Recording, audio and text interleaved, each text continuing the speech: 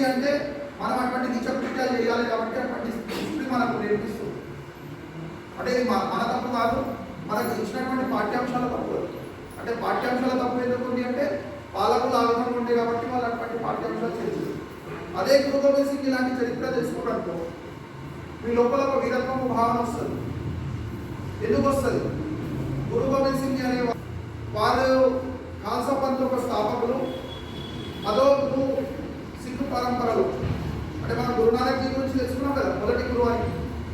తర్వాత గురు తేగ్ బహదూర్ గురించి తెలుసుకున్నాం కదా లాస్ట్ టైం. వారి యొక్క శిష్యులని ఏ విధంగా మార్చారు, మతం మారమంటే మతం మారలేని వాళ్ళు హింసించి చంపారు అని చెప్పి తెలుసుకున్నాం కదా. పదవ గురు గురించి ఎందుకు మాట్లాడుతున్నామంటే 21 డిసెంబర్ నుంచి 27 డిసెంబర్ వరకు వారి యొక్క కుటుంబంని కోల్పోయిన వారు. ఎందువల్ల కోల్పోయారు? యాక్సిడెంట్ అయి కోల్పోలేదు, లేదా ఇంకేదో ప్రమాదం అయి కోల్పోలేదు. హిందూ ధర్మాన్ని కాపాడడానికి కోసం కోల్పోయారు. హిందూ ధర్మాన్ని కాపాడడానికి ఎందుకు కోల్పోయారు? వారి కుటుంబం మాత్రమే ఎందుకు పోయింది? గురు గోవింద్ సింగ్ జీ గారు తండ్రి ఎవరు అంటే గురు తేగ్ బహదూర్ గారు. బహదూర్ గారు యొక్క సుపుత్రుడు గురు గోవింద్ సింగ్ జీ గారు. అంటే తండ్రిని 9 ఏళ్ల వయసులో కోల్పోయినటువంటి గురు గోవింద్ సింగ్ గారు 10వ గురువుగా అయ్యారు. 10వ గురువు అయిన తర్వాత వారి యొక్క సంతానం మొదటి సంతానం 18 ఏళ్ల వయసు, జూజర్ సింగ్ 14 ఏళ్ల వయసు.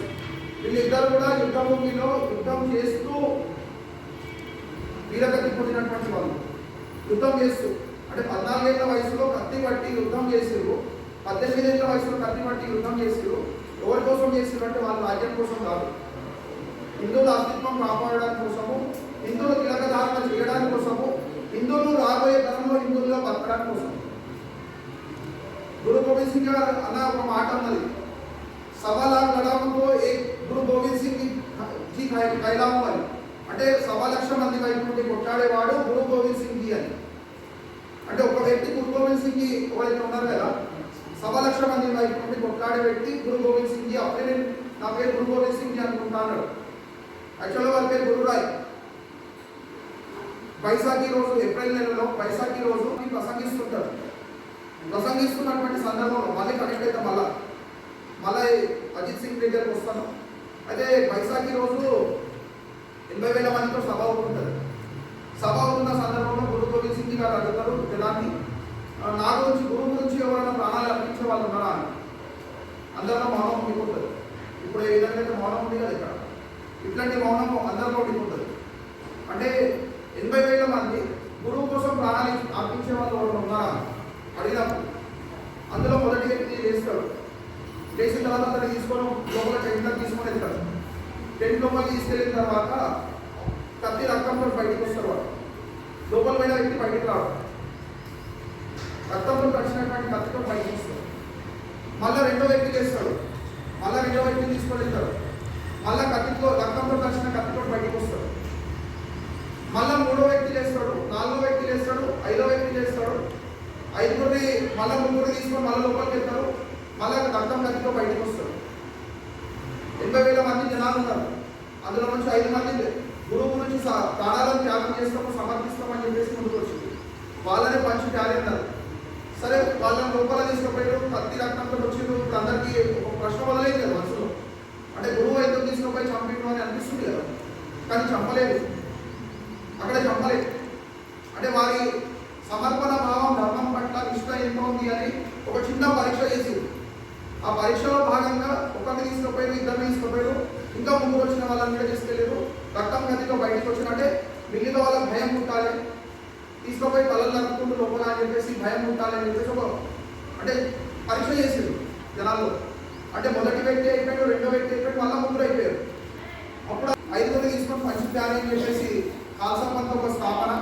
అందులో ఖాల్సా పంత్ స్థాపన చేయడానికి ముఖ్య కారణం ఏంటంటే అప్పట్లో కుల వ్యవస్థ ఉండేది. అంటే ఫలానా కులం ఫలానా కులం ఫలానా కులం అని, గొప్ప కులం చిన్న కులం అని చెప్పేసి ఉంటే అప్పుడు కూడా ఉండేది వ్యవస్థ. ఆ వ్యవస్థని, ఆ భేదభావాలని తొలగించడానికి అని చెప్పేసి ఖాల్సా పంత్ ఒక స్థాపన అయ్యింది. స్థాపన అయిన తర్వాత ఏం చేసారు, నీళ్ళల్లో తీపి పదార్థం వేసేసి కత్తితోటి, అంటే 2 ముఖాలు ఉన్నటువంటి కత్తితోటి కలిపేసి అది అమృతం అని చెప్పేసి అందరికి ఇవ్వడము, వారిని పంచి ప్యారీ అని చెప్పి చెప్పడము. దాని తర్వాత అప్పట్లో కుటుంబంలో పుట్టినటువంటి పెద్ద కొడుకు ఎవరైతే ఉంటారో వారు ఖాల్సాపంథ్కి సమర్పణ అయిపోయింది. ప్రతి ఒక్క కుటుంబం నుంచి అంటే సిక్కు పరంపర అనేది ఏదో బయట వచ్చినటువంటి కాదు, విదేశాలకి ఎడారి దేశాలకి వచ్చినటువంటిది కాదు. మన హిందూ ధర్మంలో నుంచి సనాతన ధర్మంలో నుంచి ఆవిర్భవించింది ధర్మరక్షణ గురించి. అంటే గురునానక్ గారి గురించి మనం అనుకున్నాం కదా, అంటే భక్తి మార్గం తగ్గుతుంది అని చెప్పి సిక్కు పరంపర ప్రారంభించారు. అదేవిధంగా ఖాల్సా పంథ్ అనేది స్థాపన అయింది. ఖాల్సా పంథ్ స్థాపన అయిన తర్వాత శస్త్రధారణ అనేది అంటే వారికి శస్త్రధారణ లేదు సిక్కు పరంపరలో. వారిని వేడి వేడి పెంక పైన కాల్చేస్తుంది. వేడి వేడి పెంక మనకు జస్ట్ ఒక చుక్కలు వేడి మనం చేయడం మీద పట్టేస్తుంటాం మనం. అటువంటిది నువ్వు మతం మారకపోతే నేను చంపేస్తాము అన్నా కూడా వారు సంసిద్ధమయ్యారు. వేడి వేడి పెంక, పెద్ద పెంక, వారి హైట్ ఎంత ఉంటే అంత పెద్ద పెంక, వేడి వేడి పెంక ఎవరి పెంక పైన తీసుకెళ్ళి ముచ్చటేసి అంటే అంత గొప్ప త్యాగము సిక్కు పరంపరలో ఉంది. ఇది మనకు తెలుసా? తెలియదు. ఇది తెలిస్తే ఏమవుతుంది? మనం నాస్తికులుగా కాము, మన దేశం పట్ల ప్రేమిస్తాము, మన ధర్మం పట్ల ప్రేమిస్తాము, మన ధర్మం పట్ల సమర్పణ భావం ఉంటుంది, మనం చదువుతున్న చదువు పట్ల మనకి వినయం ఉంటుంది. అంటే ఎగ్జాంపుల్ చెప్తున్నా, ఈ చరిత్ర తెలుస్తుంది. కానీ ఈ చరిత్ర మనకి ఎందుకు చెప్పలేము అంటే మీ లోపల అటువంటి అంటే పౌరుషం జాగృతం కావద్దు, పురుషార్థం జాగృతం కావద్దు, మీరు విలువగా సర్దిద్దొద్దు, ఈ దేశం ముక్కలు కావాలని చెప్పేసి ఒక కుట్ర నడుస్తుంది దేశంలో. 18 సంవత్సరాల వయసులో, 14 సంవత్సరాల వయసులో మనం ఏం ఆలోచిస్తాము? నేను ఫలానా సైకిల్ కొనాలి, నేను ఫలానా ఇది చేయాలి, నేను ఫలానా అది చేయాలి. కానీ వారేం చేశారు? ధర్మరక్షణ గురించి యుద్ధం చేసి వీరగతి పొందేరు, వీరమరణం పొందేరు. సరే, అక్కడికి ఆగిందా? అక్కడికి ఆగలేదు. గురు గోవింద్ సింగ్ వల్ల మూడో కొడుకు జోగర్ సింగ్ 9 ఏళ్ల వయసు, తర్వాత ఫతేహ్ సింగ్ 7 ఏళ్ల వయసు. వాళ్ళతో ఏమైంది అంటే జనరల్గా 7 years 9 years అంటే ఇంకా చిన్న వయసు. జనరల్గా ఎక్కడైనా ఉంటారు 7 years 9 years వాళ్ళు. మనం జనరల్గా ఏమంటాము? అమ్మ నాన్నకి ఏమడుగుతాం? నాకు ఫలానా కావాలి, నాకు ఫలానా కావాలి. ఇది ఇవ్వకపోతే అలుగుతాం, ఇది ఇవ్వకపోతే పోరాడతాం, ఇంట్లో అల్లరి చేస్తామా? కానీ ఇదే 7 సంవత్సరాల వయసు, 9 సంవత్సరాల వయసు బాలలకి ఎప్పుడైతే వజీర్ ఖాన్ అంటే మొఘల్ సైన్యానికి ఎవరైతే అధిపతిగా నేతృత్వం వహిస్తాడు వజీర్ ఖాన్ అనే వ్యక్తి, ఇదే 7 సంవత్సరాల వయసు, 9 సంవత్సరాల వయసు బాలలతోటి మీరు మతం మారండి, మీరు ఇస్లాంని పుచ్చుకోండి అని చెప్పి అన్నప్పుడు ఈ బాలలు సహజంగా ఏమనవచ్చు? ఊహించండి. మారమా అనగలుగుతారా? 7 సంవత్సరాల వయసు, 9 సంవత్సరాల వయసు అంటారా? అంటే సాధ్యం అవుతుందా? ఎట్లా సాధ్యం అవుతుంది?